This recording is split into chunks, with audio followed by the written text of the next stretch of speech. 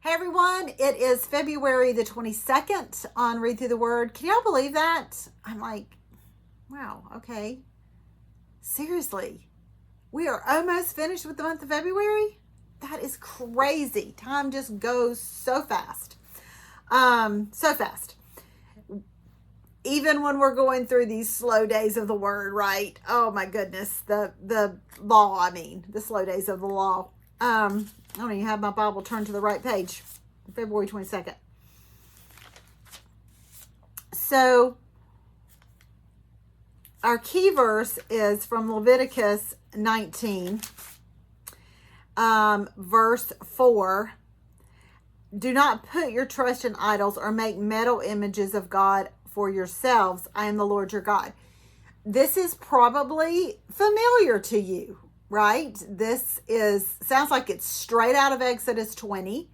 Have you ever noticed that God repeats himself?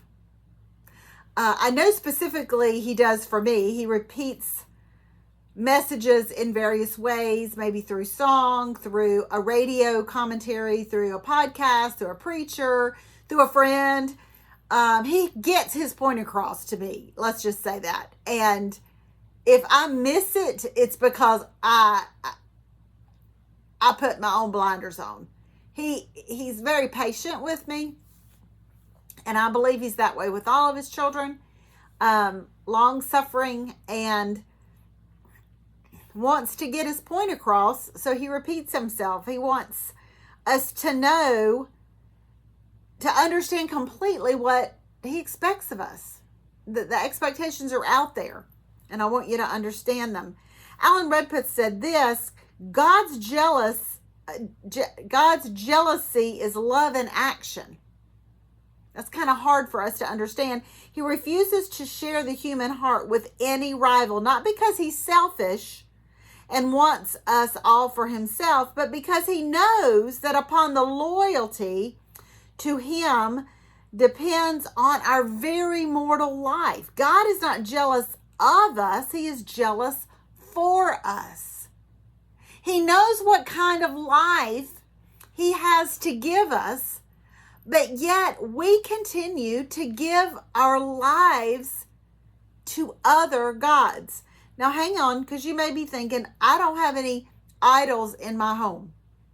Like, I haven't thrown my earrings and my necklaces and my watch and all that in this big vast and melted it down and crafted an idol. I haven't done that. Okay, you haven't. I will say this. I'm going to say it. I have been in retail stores and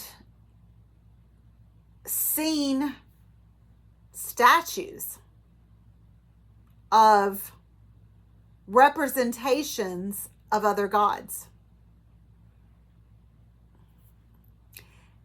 And I have seen those as decorations in people's homes.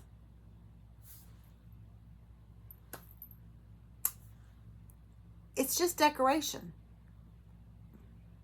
No, it's not. Anyways, check your decor. But God knows what kind of life he has to offer us. And we continue to offer ourselves to other gods. The word here in our key verse is a different Hebrew word than that over in Exodus 20 when God says, do not make for yourself a graven image. And yes, that means handcrafted. You make something and you are bowing down to worship that idol, that item that you created. The word here for idol is el-eel. And I included that in your notes. And it's translated as insufficiency and worthlessness. And it comes from the root word of nothingness, inadequate, worthless, in that vein. other words, what are you worshiping that is nothing? You know, Israel had a history of this from long ago, even Noah's children. And then you had Leah stealing, or was it Rachel? Maybe it was Rachel, stealing idols out of Laban's home. The idols have been there. They represented fertility, prosperity, harvest, God of the harvest. So they would have these gods, but they would also have Yahweh. But then God had enough and sent them into Babylonian captivity. And when they came out of Babylonian captivity, there were less graven or molten images, but they came out with an elitist mindset that they were superior, which of course they were superior. God created them to be set apart, but they begin to worship themselves as a nation, their own temple, their own ceremonies, their own rituals, their own rules, their own laws. They added laws to that which God had created and ordained for them. And they became intolerant. And I hate to use that word. That's terrible. I don't like that word at all. But very judgmental on those that did not follow their law. And you know this to be true if you've studied any of the New Testament, because Paul argues all the time with the church. You don't have to obey this law anymore, but they're wrapped up in their own rituals. And you know what? We are the same way. We get wrapped up in the rituals of our faith and the rules of our faith. And my faith's always done it this way, and this is the way we do it. Our tradition in our church is this is the way we do it. Y'all, maybe we haven't molded images and put them in our homes. But an image might not be or an idol might not be of a statue or a religious symbol. Y'all, we can make idols out of, I just listed some, our religion. Our Bibles can be our idol. Our faith, our friends, our commitment, our schedule, our service, our husbands, our wives, our children, our profession, our grief, our anger, our unforgiveness. John Piper says this: an idol is anything we rely on for some blessing or help or guidance in the place of wholehearted reliance on the true and living God. Anything that takes us away from true reliance, wholehearted reliance on the true and living God is an idol. Yes, grief can become something that we rely on to guide us, to help us make decisions. We're making decisions out of a state of grief.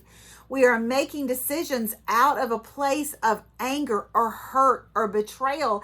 It is guiding us in our path rather than relying on relying on the true and living God. I love Psalm 115, 1 through 5, and I put it in the Living Bible because I just love the way it's worded there. It's a soft landing. Glorify your name, not ours, O Lord. Cause everyone to praise your loving kindness and your truth. Why let the nations say, their God is dead? For he is in the heavens and does as he wishes. Their gods are merely man-made things of silver and gold. They can't talk, see, despite their eyes and their mouths. Nor can they hear, nor smell, nor use their hands or feet, nor speak. And those who make and worship them are just as foolish as the idols themselves. Let's not be a fool. Let's not be a fool and bow to nothing. Something that's insufficient, that's worthless, that's inadequate to supply what we need. Something other than the true and living God. We'll see you next time on Read Through the Word. Y'all have a great day.